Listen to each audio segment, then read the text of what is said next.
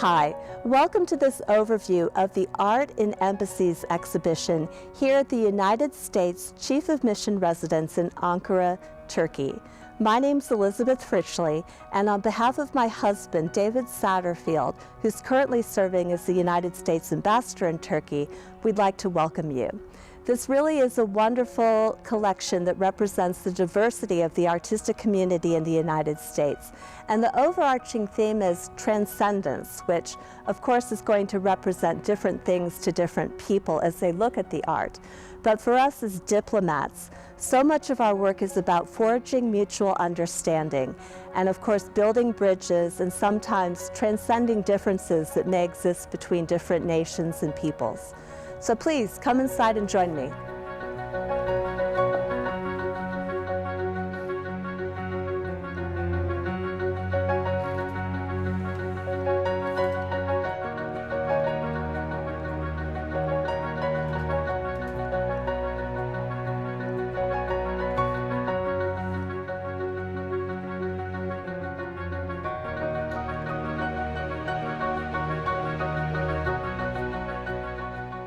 The four panels you see here are an artwork by Ellen Hill called Sea Level 1 through 4. And I love the way that the artist is transcending the flat surface of these panels. If you get closer, she's actually carved birch, so it has this ridged rhythm to it. And then the acrylic surface also varies. I love the way that they're displayed here in the dining room because we have this antique piece of furniture. And it also has ridge lines that are similar to the ridging the artist has put into her four panels. And I feel like there's almost a conversation going on between the contemporary art and the antique furniture.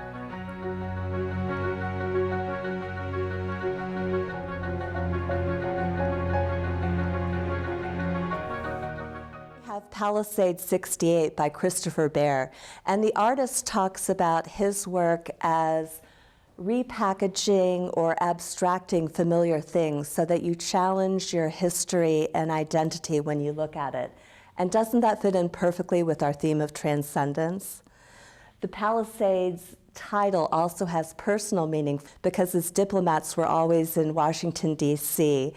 And on weekends, we like to go out to an area called the Palisades on the Potomac River just to immerse ourselves in nature and get away from the whole government bureaucracy.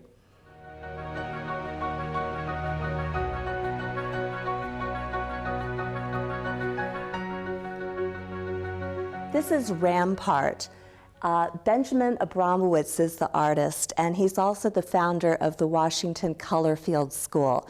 This is the artwork that's represented on the Arts and Embassies catalog for this exhibition.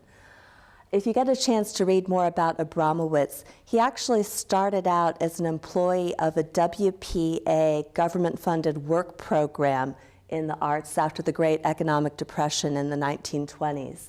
And his work evolved from then, but he himself mentions that starting in the 1940s, art and artists splintered into 1,000 different movements, and there's tremendous complexity in his work that represents people moving in new directions and transcending very rigid artistic schools of thought.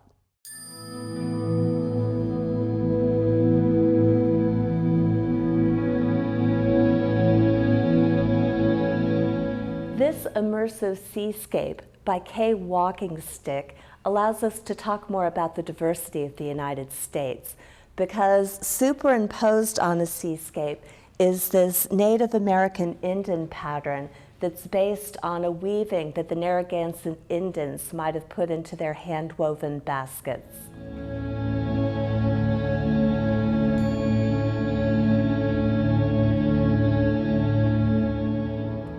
This is Clouds Passing the Hay Meadow by Gary Robert Bowling, an artist based in Missouri, where I grew up.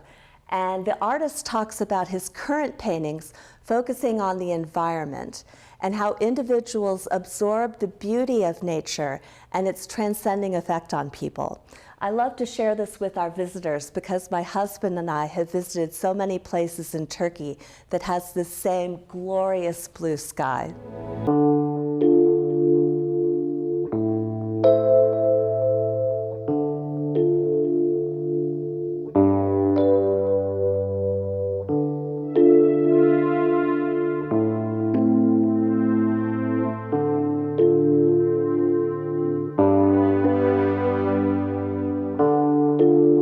these 4 panels by Carla Goldberg.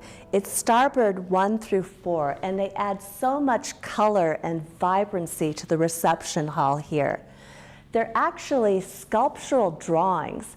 They're 2 panels that have been sandwiched together, and she's used resin to create this sense of flow. Imagine you're at the beach and the waves flow up and then flow out, and they leave these unique patterns in the sand. We talk about the relations between the US and Turkey, and of course we have the Pacific and Atlantic Ocean. Turkey's also surrounded by water. And I like to think of these as the Black Sea, the Aegean Sea, the Mediterranean Sea, and then the final panel I describe as the Sea of Marmaris. So this is just another example of the many ties that exist between the United States and Turkey.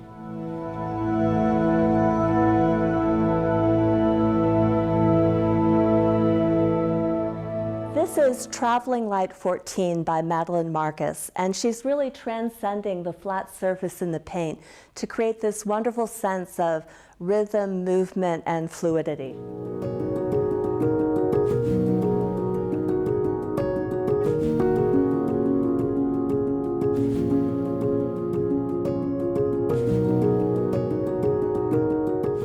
This is Air and Space number 6 by Francis Velasco. And in terms of its relation to our overarching theme of transcendence, look at the border here in a rectangular shape. And then you have this incredible sense of energy that's bursting forth, as though somebody's trying to break through a confine.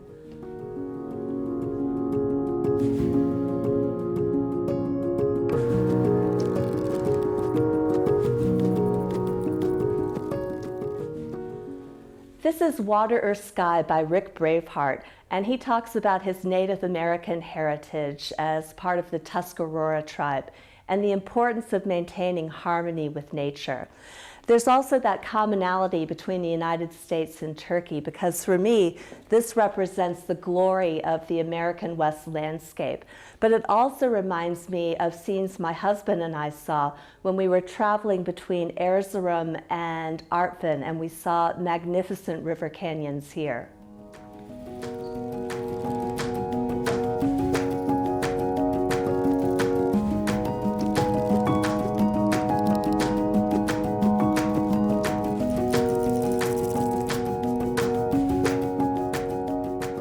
This is I'll Follow the Sun by Barbara Janiskowitz, and look at the way it just draws you in all the way from the other side of the house. The colors move across the canvas and they flow in a way that means there are no limits. This artist lives and works in Alexandria, Virginia, which has a connection to us because my husband and I live in Virginia when we're working in Washington, D.C.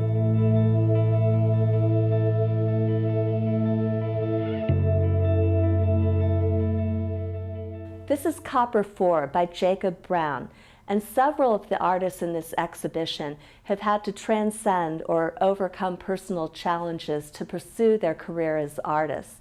Jacob Brown himself talks about his work as a reflection of the physical limitations he faces due to spastic cerebral palsy. I hope you get a chance to read the catalog that's linked to this exhibition so you can learn more about his incredible art and his life.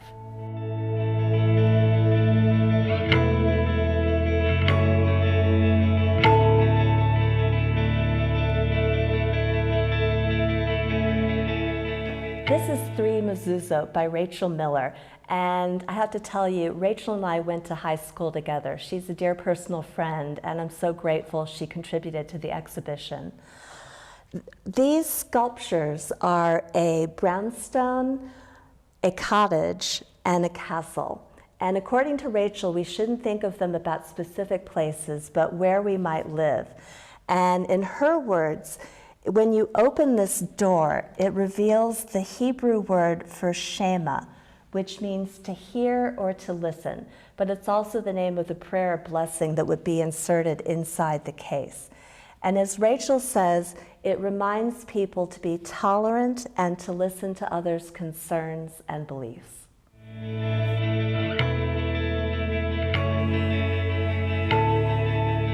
This is Moving Forward, Staying Put by Nancy Sausser. And I love the way this sculpture fits into the theme of the collection because you have these very weighty, substantial materials, but they transcend that weight and the whole sculpture seems to float on the wall.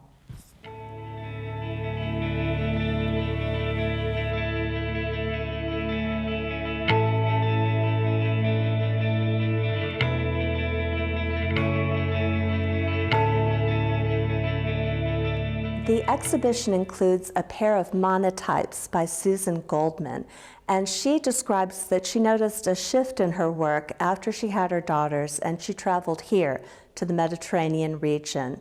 The vessels serve as a metaphor for life. The matching pair is on the other side, and the artist also talks about the metaphor as women as a vessel. And in our own lives, don't we sometimes have to transcend or overcome preconceptions people might have about us?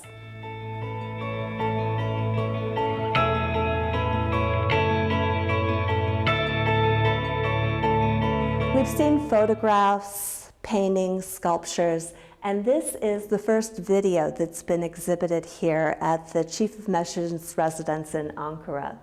It's by Lisa Blatt, and she's well known in the world of photography. She's done fellowships with NASA. She's traveled to Antarctica to film the environment there and create works of art. Lisa is also a dear friend from high school, and we're so thrilled that she contributed to the exhibition. When people first walk into the room, they might think there's just static on a TV screen that's not functioning. But I tell my friends and visitors, imagine you're standing on the dock side of a lake. It's a quiet night and the moon is shining through the clouds. And what you have here is the reflection of the moonlight on the water. And that really reflects the title of this work, Clearest Lake in the World. For me, there's a personal connection because Lisa and I used to take canoeing trips together. And one time we came around a curve in a river. There was a giant tree that had fallen down. Since we didn't have time to react, we ended up upside down in the water. By the time we got the canoe upright again, we realized that a zipper pocket hadn't been closed on a backpack and that the keys were missing in the middle of the river. So this looks calm, but when I think about it, I also remember misadventures that Lisa and I had back in the day.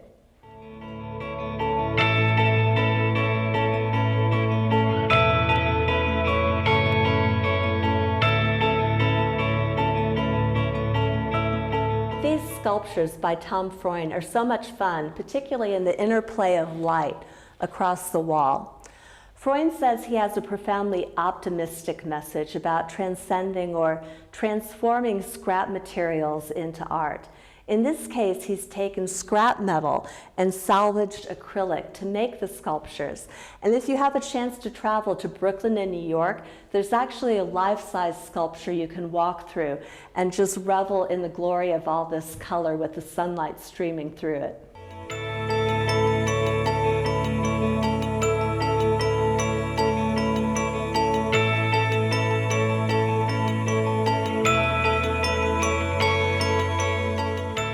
Thank you for joining us. I encourage you to open up the link to the accompanying catalog so you can learn more about these incredible artists and their works of art. I'd also like to thank the curatorial staff of the Arts and Embassies program in Washington, D.C. for making this exhibition possible, along with the public affairs staff here at the U.S. Embassy in Ankara. Follow on social media, U.S. Embassy, Ankara, Turkey.